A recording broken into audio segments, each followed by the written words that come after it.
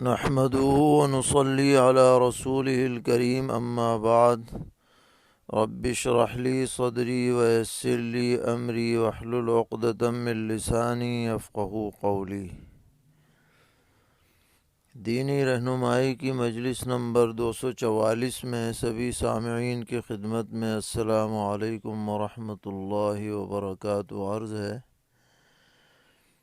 ایک صاحب سوال کر رہے ہیں کہ کیا غریب امیر سے 500 سال پہلے جنت میں جائیں گے؟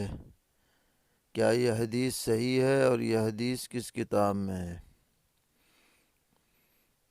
تو اس سلسلے میں عرض ہے کہ یہ روایت مسند احمد میں موجود ہے اور اس کا مضمون یہ ہے کہ فقیر شخص امیر کے مقابلے میں آدھے دن پہلے جنت میں داخل ہو جائے گا، اور یہ آدھا دن جو آخرت کا آدھا دن ہے وہ دنیا کے 500 سال کے برابر ہے، کیونکہ آخرت کا ایک دن 1000 سال کے برابر ہوگا۔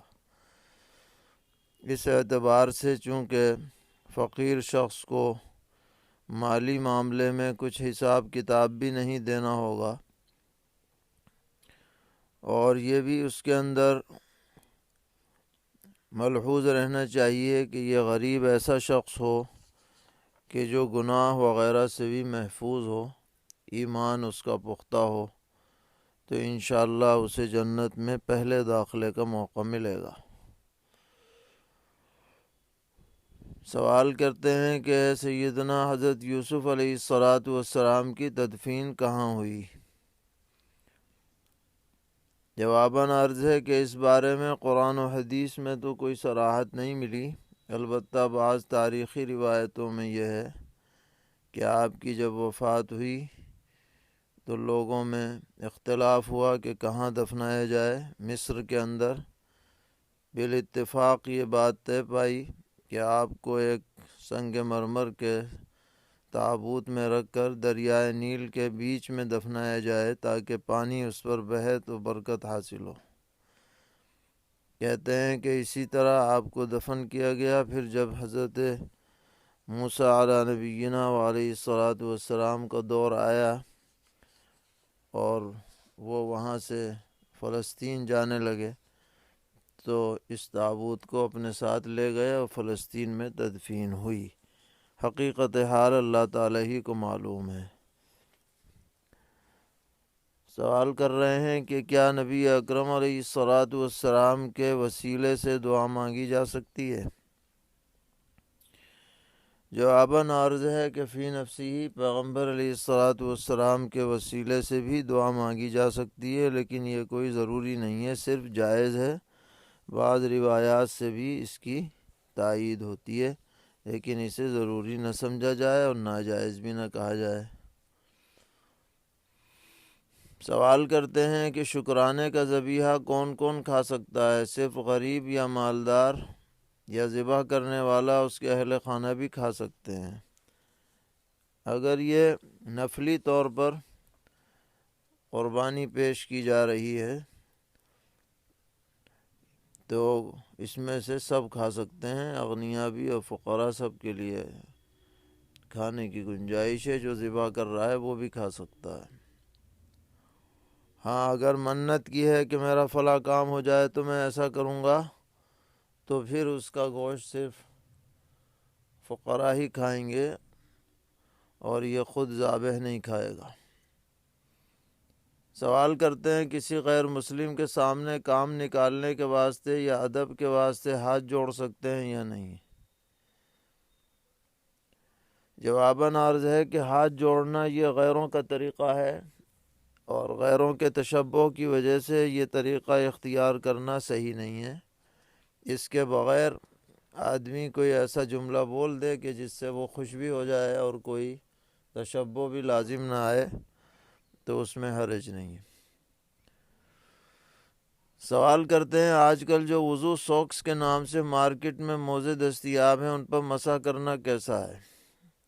جواباً عرض ہے کہ اگر اس طرح کے موزوں میں 3 شرطیں پائی جائیں کہ اتنے دویز ہوں کہ وہ پیر پر ٹک سکیں، دوسرے یہ کہ ان میں پانی نہ چھنے، تیسرے یہ کہ انہیں پہن کر اچھی خاصی دور تک چلا جا سکے اور وہ پھٹے نہیں، تو یہ جورب ثقین کے درجے میں ہوں گے اور ان پر مسح کرنا درست ہوگا۔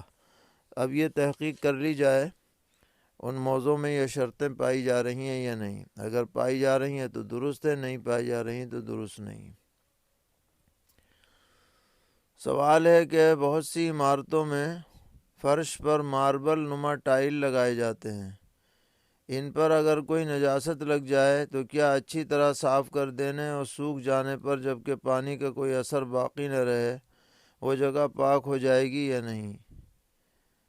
اور اگر ماربل لگا ہے تو اس کا کیا حکم ہے؟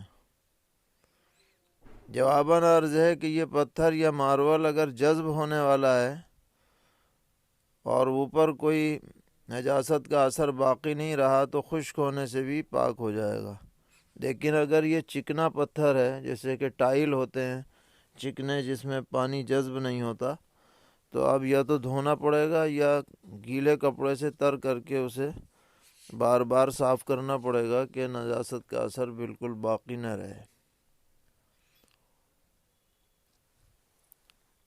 سوال کر رہے ہیں کہ مطاف میں نماز پڑھنے کے دوران نگاہ بیت اللہ شریف کی طرف رہنی چاہیے یا عام طریقے پر سجدے کی جگہ؟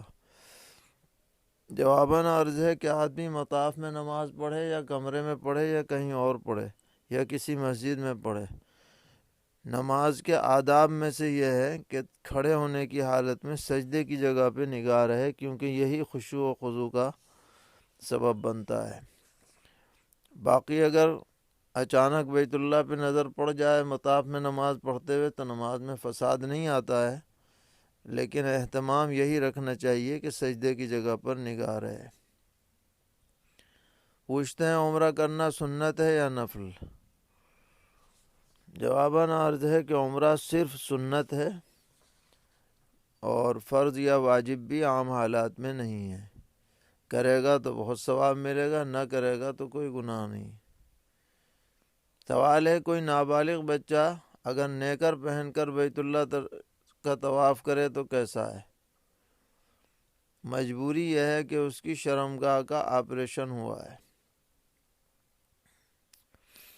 جواباً عرض ہے کہ اگر وہ صرف طواف کر رہا ہے، احرام اس نے نہیں باندھ رکھا ہے تو کوئی حرج نہیں، نیکر پہن لے، بس اتنا نیکر ہو کہ لڑکا اگر ہے تو گھٹنے سے نیچے تک چھپانا بہتر ہوگا اس کے لیے، لیکن اگر حالت احرام میں ہے یعنی عمرے کا احرام بندھا ہوا ہے تو بہتر یہ ہے کہ اس کو نیکر وغیرہ نہ پہنایا جائے، بلکہ اگر ضروری ہو تو لنگوٹ باندھ دیا جائے اور ہر طرح کے ممنوعات احرام سے اسے محفوظ رکھنے کی کوشش کی جائے، لیکن اگر کوئی اس سے خلاف ورزی ہو جائے گی تو بچہ ہونے کی وجہ سے اس پر کوئی جنایت لازم نہ ہوگی۔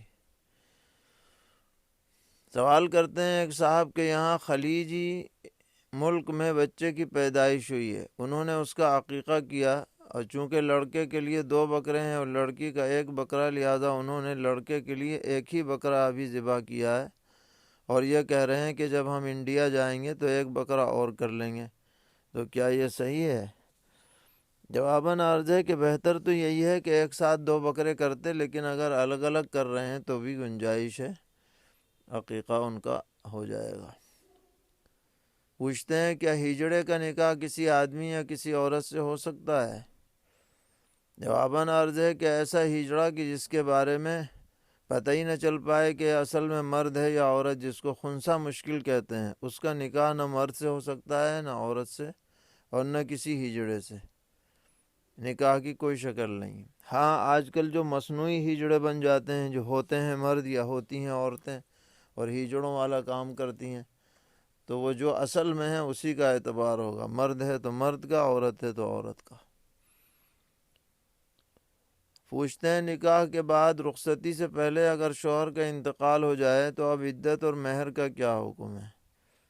جواباً عرض ہے کہ اگر رخصتی سے پہلے شوہر کا انتقال ہو جائے، نکاح ہو چکا تھا، تو عدت پوری 4 مہینے 10 دن گزارنی لازم ہے، اور مہر بھی پوری ادا کی جائے گی، یعنی شوہر کے ترکے میں سے اولاً اس بیوی کی مہر ادا ہوگی، پھر یہ بیوی اس کی حصہ وراثت کی بھی مستحق ہوگی، جیسا کہ تفصیلات موجود ہیں کہ اگر اس کی کوئی اور اولاد نہیں ہے تو یہ چوتھائی حصے کی مستحق ہوگی، اور اگر اس کی اور کوئی اولاد موجود ہے تو یہ 8ویں حصے کی مستحق ہوگی۔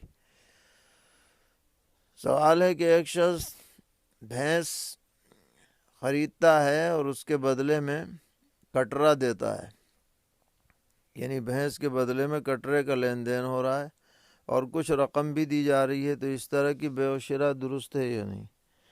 جواباً عرض ہے کہ اگر یہ معاملہ ہاتھوں ہاتھ ہو رہا ہے نقد تو درست ہے، لیکن ادھار معاملہ صحیح نہیں ہوگا۔ جانوروں کی بے ادھار صحیح نہیں ہے، نقد درست ہے۔ اللہ تعالی ہم سب کو دین پر استقامت عطا فرمائے، ہر طرح کے شرور سے محفوظ رکھیں۔ وصلی اللہ تعالی علی خیر خلقہ محمد وعلی آلہ واصحابہ وذریاتہ اجمعین۔